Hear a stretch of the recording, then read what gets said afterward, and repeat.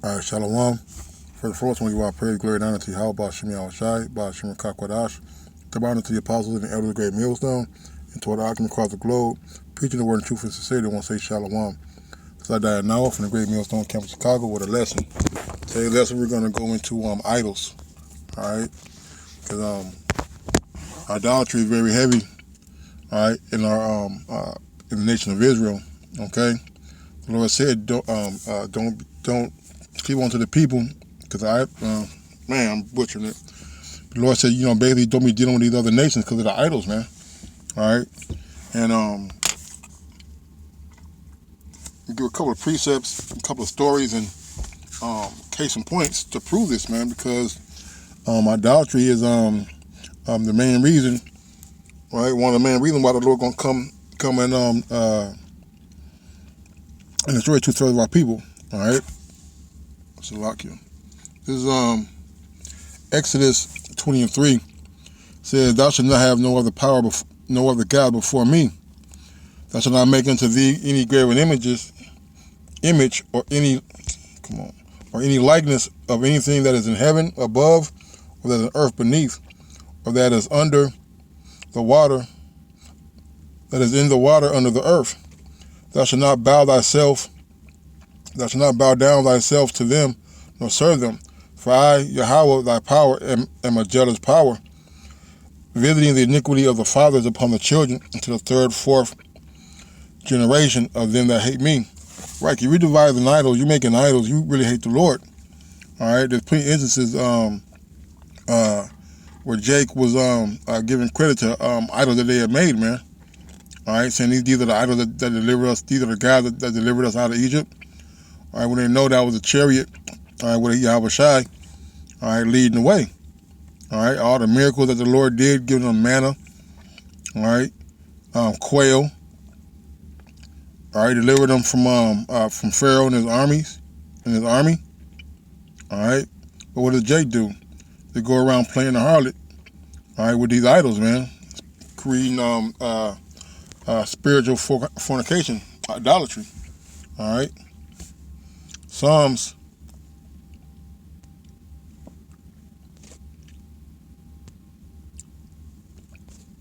96:5, it says, "For all the gods," it's like 96:4, "For the Lord Yahweh is great and greatly to be praised.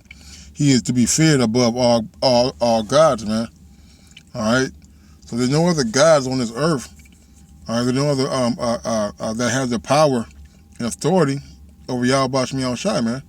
All right, them idols don't exist. Allah, Buddha, that blue Hindu guy with the 8 arms, man. All right, none of those gods exist. All right, and that was Gad's problem, the Northern Kingdom problem, man.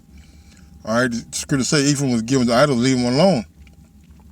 All right, Gad had the spirit, the wind god, the water god, the moon god. I mean, it's just all it, man. My favorite is I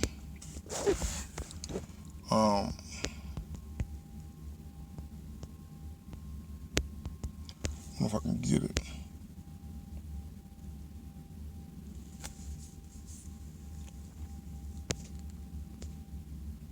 Right, Jeremiah 11:13.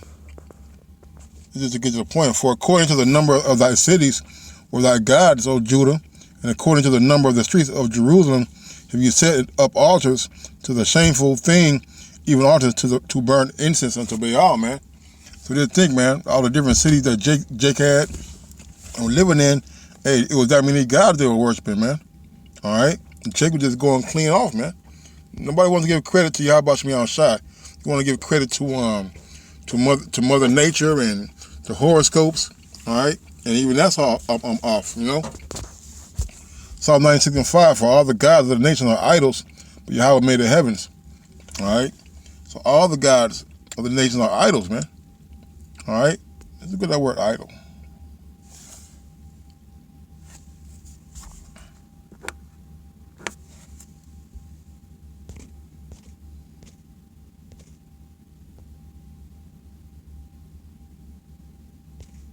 "Oh, not good for nothing, worthless, a physician's a shepherd of divination of false gods, man. No value. Things of naught. All right? So the other gods, man, are things of naught. They're nothing. They're worthless, man. All right, we're going to prove this right now through the spirit of Yahweh Shemel Shai. First Kings.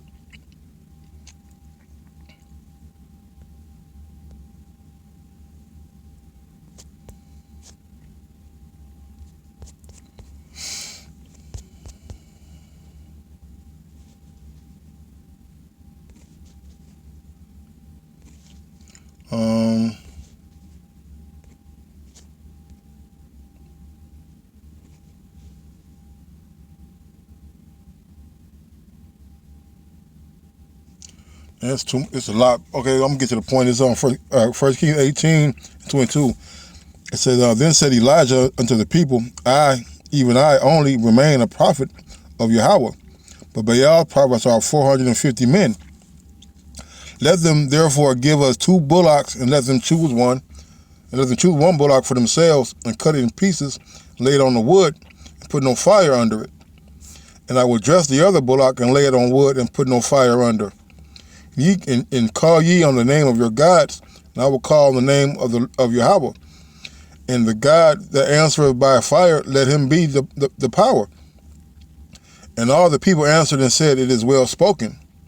And Elijah said unto the prophets of Baal, Choose one of your bullock for yourselves and dress it, for ye are many, and call on the name of your gods, but put no fire under. They took the bullock which was given them, and they dressed it, and called on the name of Baal from morning until evening, until noon. Let me read again. They took the bullock which was given them, and they dressed it, and called on the name of Baal from morning even until noon, saying to Baal, Hear us. There was no voice, nor any that answered. And they leaped upon the altar which was made. And it came to pass at noon that Elijah mocked them, and said, Cry aloud, for he is a god. Either he is talking, or he is pursuing, or he is in a journey. Peradventure he sleepeth and must be awake. So Elijah was scoffing these guys, man. These false prophets, man. And just like in the time we are now, hey, we're scoffing these people and their gods, man. All right? You got the Northern Kingdom calling Guadalupe, all right? But they're trying to get over here to America, and they're jumping their babies in the river, man. So how come Guadalupe is not helping them, man? All right? Why is Allah allowing Ishmael to get blown up over there, man? Why is the Hindu God allowing the boogeyman V to go over there and kill all those people, man? You see? The gods of the nation are nothing, man. They're not. This is the point. Well, this is verse 28. And they cried aloud and cut themselves after the manner with knives and lancelets, till the blood gushed out upon them, man. They were so vexed, all right, that they cut themselves, man. All right. So that was a telltale, man, that the Lord ain't dealing with these other there are no other gods, man. All right. Okay. This is 1 Samuel. Excuse me. 5:1. It said the Philistines took the ark of the Most High. This after the Philistines defeated us. And the Philistines took the ark of the Most High and brought it into Ebenezer unto Ashdod. When the Philistines took the ark of the Most High, they brought it into the house of Dagon and said about Dagon, man, I believe Dagon is a fish god, man. All right. And when the day of Ashdod arose early on the morning, and when the day of Ashdod arose early on the morrow, behold, Dagon was fallen upon his face to the earth before the ark of the Lord. And they took Dagon and set him in his place again. Now, if you're a God, you're not going to allow yourself to fall. If you do, and a God, if you was, you should be able to pick himself up, man. All right, our power doesn't fall. Our power doesn't need our help or assistance in anything, man. All right. And when they arose early on the morrow morning, behold, Dagon was fallen upon his face to the ground before the ark of the Most High. And the head of Dagon and both the palms of his hands were cut off upon the threshold. Only the stump of Dagon was left to him, man. All right. So here it is, man. They had the Ark of the Covenant, in the house of their false god, and their false god, you call it bowing down, man. All right, and got broken into pieces, man. All right, to where it was completely disassembled, man. And that's what the Lord is going to do to these other nations, or to these other false gods, man. All right. Hey, you're not gonna. Hey, there's no other power that's going. Matter of fact, none to deliver out of his hand.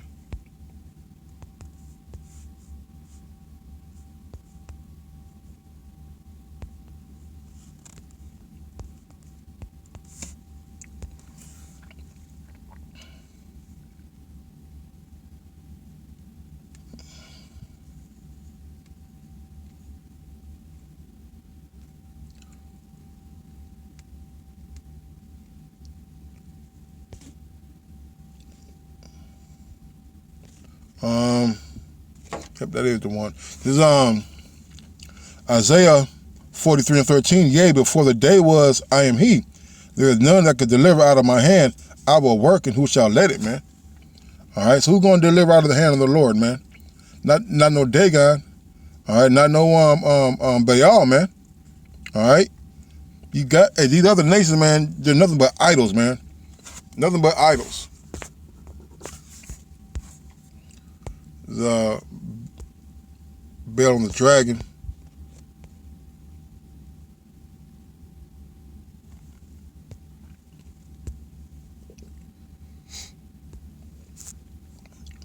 This is all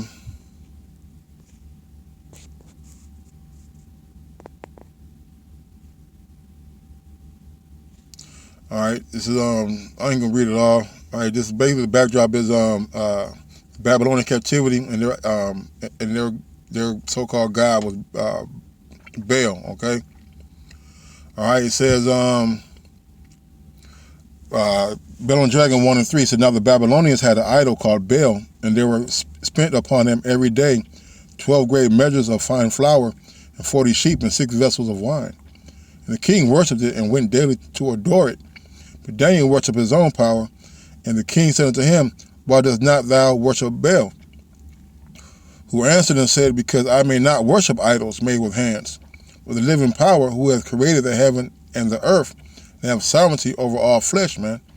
All right, so that's the one we worship, man, the one who created everything, man, the heavens and the earth.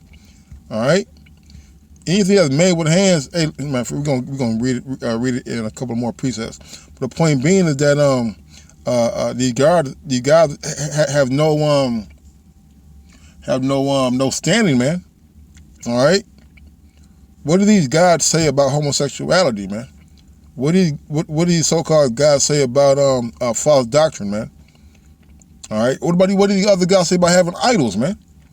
Nothing, man. The Quran don't speak on it. All right. But the true power, Yahweh Shai Shai, despises idols, man. All right. Verse 6, then said the king unto him, thinkest thou not that Baal is a living power? Seest thou not how much he eateth and drinketh every day? And Daniel from the scoffing. Then Daniel smiled and said, O king, be not deceived, for this is but clay within and brass without, and did never eat or drink anything, man. All right. So Daniel was telling, man, like this ain't nothing but metal, man. All right. You can't do anything, man. He can't even deliver himself. All right.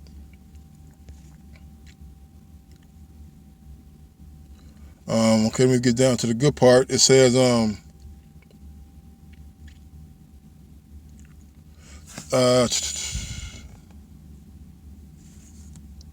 gonna keep reading. So the king was wroth and called for his priests and said unto them, if you tell me not who this is that devours these expenses, ye shall die.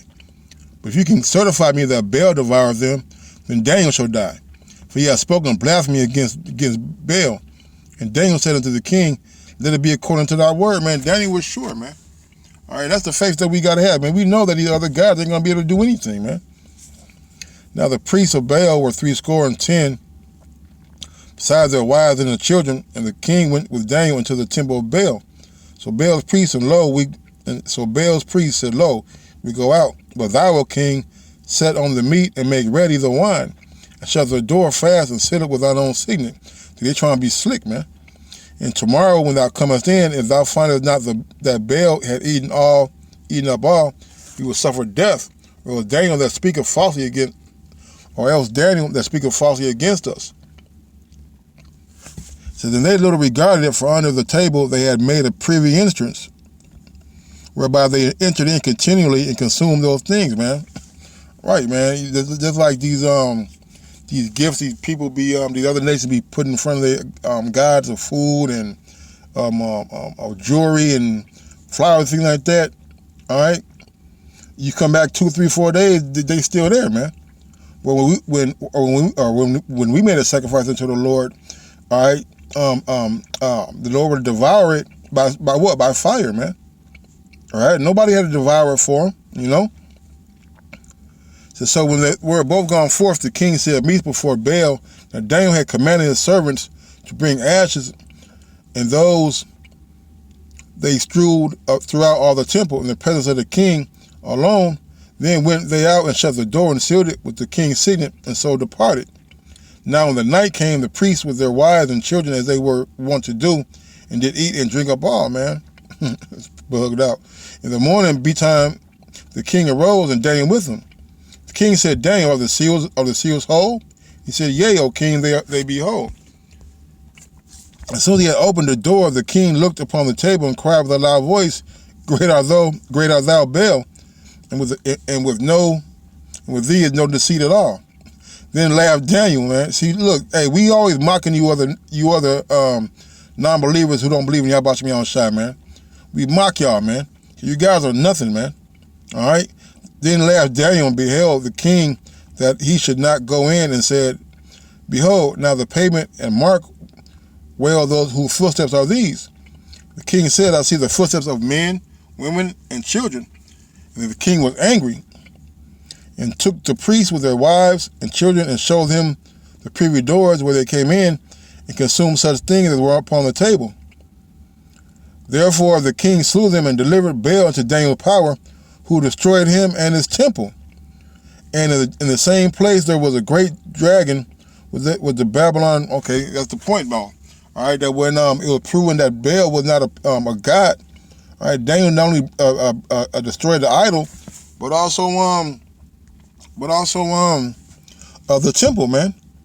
I forgot whose son I was who went around destroying the idols, and they went to go look for him. I forgot. Man, that might have been in Kings or something. All right. Let's get in Wisdom of Solomon 14. I'll have to look that up too. Wisdom of Solomon 14. Start at 1.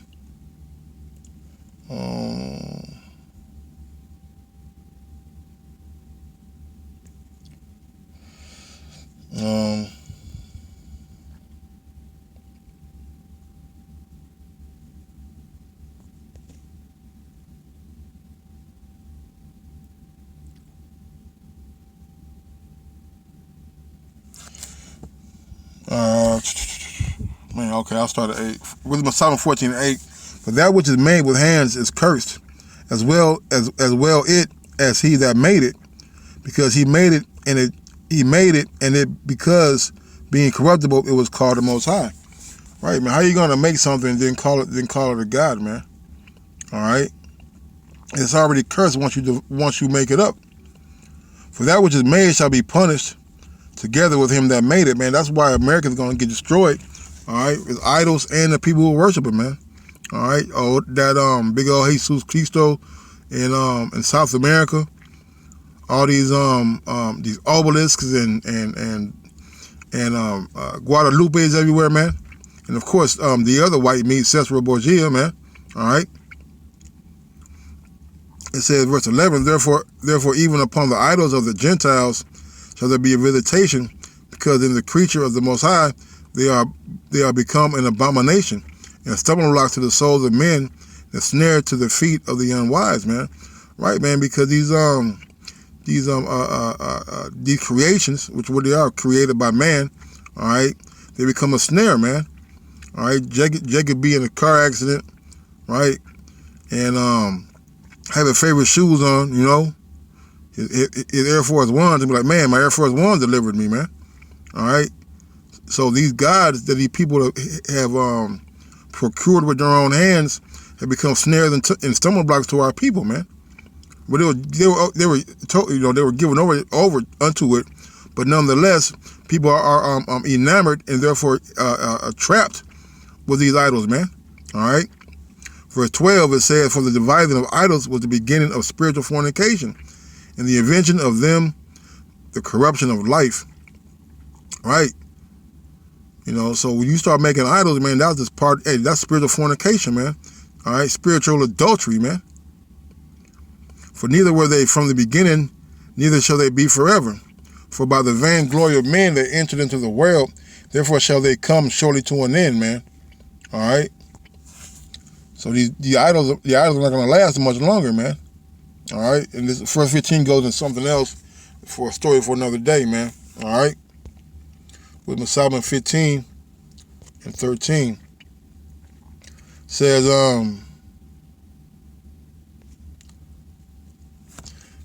"For this man that is of earthly matter maketh brittle vessels and graven images, knoweth himself to offend above all others," man. Man, that's heavy, man. All right. That's crazy, man. "And all the enemies of our people that hold them in subjection are most foolish and are most miserable than very babes," man. Right, man. You got people still believing in Santa Claus and Christmas and Easter bunnies and Mother Nature type of deals, man. All right. And they have no control or no power over anything, man. It says, "For they counted all the idols of the heathen to be gods, which neither have the use of eyes to see, nor noses to draw breath, nor ears to hear, nor fingers of hands to handle. And for the feet, they are slow to go," man. And we got through reading all these examples of these false gods, man, who couldn't deliver themselves from being destroyed, man. All right. Baal couldn't stop himself from being destroyed. Dagon couldn't stop himself from falling. All right. Baal. All right. He was on a journey. All right. And it is funny, man. You got in the scripture, the Lord talks about that you're going to come to a point. He's going to tell you to call on the gods that you have chosen, man. All right. And see if that blonde-haired, blue-eyed devil come out the sky and deliver you, man. It says, "For man made them, and he that borrowed his own spirit fashioned them, but no man can make a god like unto himself," man. Right, man. Our spirit is borrowed. All right, it was lent to us by Yahweh Shem Yahushua, but yet, all right, we made these idols, made these abominations, and can't even put no spirit in them, man. "For being a mortal, he worketh a dead thing with wicked hands, for he himself is better than the things which he worshipeth, whereas he lived once, but they never," man. And our people don't understand, like, hey, you're better than this, man. Our people are better than idol worshiping, false God claiming people, man. All right, but ultimately it's the Lord blinding you. All right, so you can destroy your ass, man. All right.